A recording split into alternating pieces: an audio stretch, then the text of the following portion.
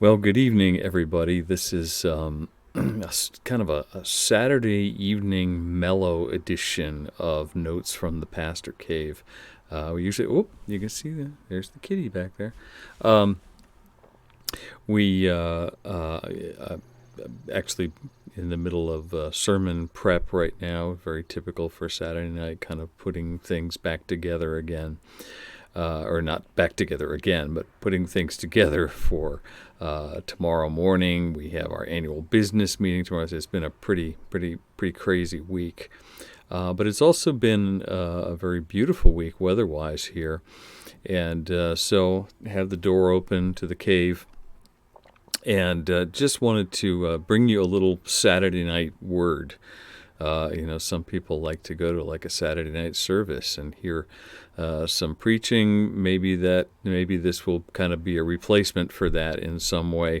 If you were unable to go on a Saturday night, and you usually do, we're getting into Exodus chapter 16. And 16 is where we really begin to see the current personality, I guess, be the way to put it, the current personality of the Israelites, and just to kind of put a blanket statement on it. And of course, this is an opinion, but to put a blanket statement on it, you would have to say that the Israelites at this point in their lives, as a group, as a community, are extremely immature. And that's probably not that strange when you think about the fact that they've been a slave population. It's really hard to grow and express yourself as a community and to mature as a culture when you're being held in slavery. And so once they're kind of suddenly set free, they've got a lot of problems. They've got a lot of issues, we might say, in a modern sense, and one of them is I need to kind of introduce this word because unfortunately it's a word that you continue on in Exodus, you're going to get used to hearing this word. It's the word grumble, and the Israelites they kind of get into the habit, and really it is a habit, of grumbling and complaining. And we always laugh, my wife and I always laugh, that grumble is one of those words that really, you almost don't need to look it up. It just sounds like what it is, kind of like murmur, right? Murmur, murmur, murmur. That's one of those words that you don't really need a definition for. Grumble, I think, is another one of those, along with words like mucus and phlegm, but let's not go there. Anyways, so the whole Israelite community, they set out from Elim, which is where there were all these springs and palm trees, and it was just a really nice rest place. And they came to the desert of Sin, which is between Elim and Sinai. So Sin, Sinai, they're similar words there. On the 15th day of the second month after they had come out of Egypt. In the desert, the whole community grumbled against Moses and Aaron. And the Israelites said to them, "If only we had died by the Lord's hand in Egypt. There we sat around pots of meat and ate all the food we wanted. But you have brought us out into this desert to starve this entire assembly to death." Okay, so, well, yeah, we got some attitude issues here, definitely. First of all, they're romanticizing their past, which they've been doing already now several times, but really is kind of coming to a head here with the grumbling. They're romanticizing their past, and they're already forgetting that they were slaves, and they were just literally worked to death. But hey, Pharaoh made sure that we had plenty to eat. Well, of course he did, because you're the strength of the workforce.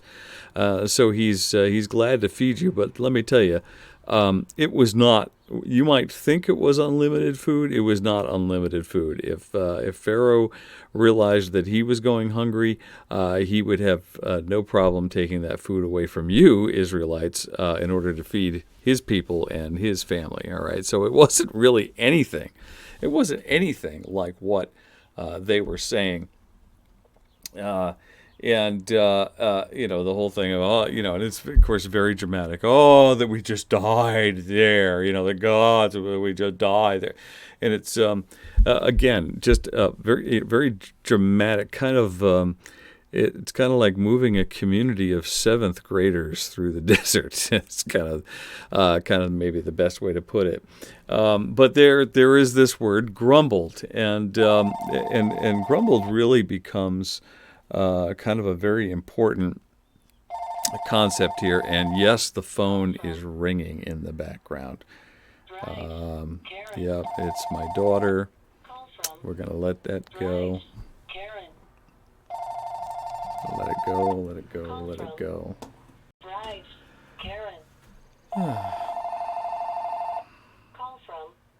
Okay, anyway.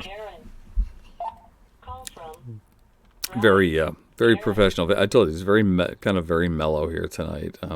I don't really want to cut this and start it again. But there's a couple of things that okay. So when they're in the midst of this, they've started this grumbling, and they've already been doing it. Kind of the attitude's already been there, and there's a couple of things that I want to remind you of. Because they're grumbling that they're going to starve to death. Okay, notice that they're not grumbling about water right now because they're in the desert. You would think that would be the first thing they'd grumble about, but they're not grumbling about water. So they're grumbling about having enough to eat. That they're afraid that they're going to starve to death. Okay, I want to remind you of two things.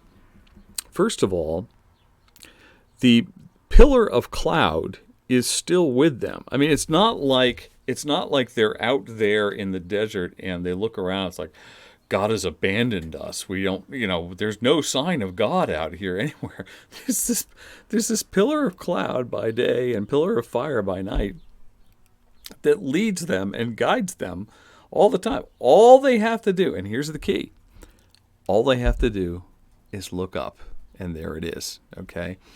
And boy, if that isn't one of our problems, all right. When we start grumbling and we start complaining about our circumstances, the first thing that seems to go is our ability to look up.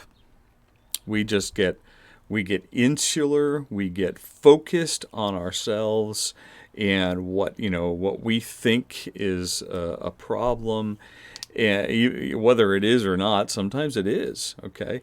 But and I'll explain to you that it really isn't a problem for these people at this particular moment. But the grumbling, the attitude of the grumbling, keeps them from looking up. All they have to do is look up and say, oh yeah, God's there, God's leading us, God's guiding us.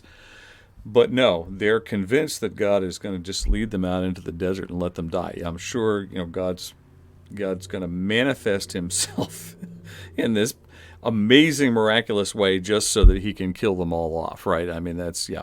So anyway, so that's the first thing. Then the second thing is this, that, and I had to read through this several times to kind of figure this out. It's one of those things that drops in your head once in a while that I never thought about before. They're complaining about the possibility of starving to death. They still have their flocks and their herds with them. Yeah, they still have their flocks and their herds with them. When they left Egypt with their flocks and herds, all right? So it's not like they're out there without any resources whatsoever.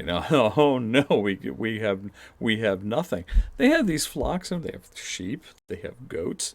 They're a culture that eats sheep and goats. How about dipping into your stockpile a little bit, right? And maybe they did. That is a possibility. But here's the problem again for us. They're grumbling. Okay, so the first time around, their grumbling kept them from looking up, and they're not looking at the pillar. But the grumbling also kept them from seeing what they already had. The grumbling kept them from seeing what they already had. They already had these resources around them, and they could have easily said, "Oh, you know what? We'll be all right. We'll make it through this. We still have all these flocks and herds."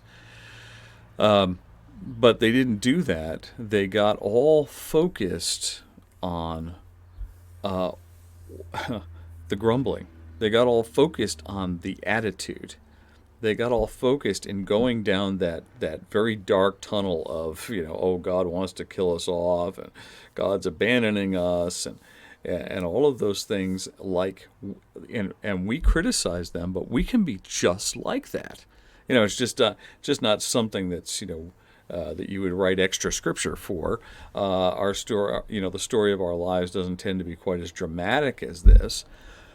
But we can be the same way. As soon as the pressure is on, as soon as the difficulties come, we start to grumble, and we completely forget what God has already given us, what we already have. Right? The idea you can't be thankful and be grumbling at the same time. Those are two. Those are two completely different things. Like when you sneeze, your eyes close and you can't help it. If you're grumbling, you're not thankful, and you're not looking at your blessings. If you're looking at your blessings, then you're not grumbling. Okay, they're two polar opposites, two things away from each other. So they're forgetting what they already have, and of course, on top, they're already forgetting what God has brought them through. He's like, okay, God parted the Red Sea so that you can go starve in the desert. Okay, yeah, that makes a lot of sense. Okay, so these are the kinds of things that happen in what I call pressure moment, the pressure moments of our lives, and we can and the grumbling path is one of our it's one of our biggest pitfalls. When we get to so that we're grumbling, everything gets distorted. We're not looking up. We're not seeing God. We're not seeing what we already have. So be forewarned. The next time that you're in kind of a pressure situation or a situation of it seems like lack, where you have a need to get for something, for God to come through with something. Don't grumble, and don't go down the attitude path that leads to grumbling. All right, so as I said, mellow weekend edition notes from the Pastor Cave. Vita brevis gloria aeterna. Life is short. Glory is eternal. God bless.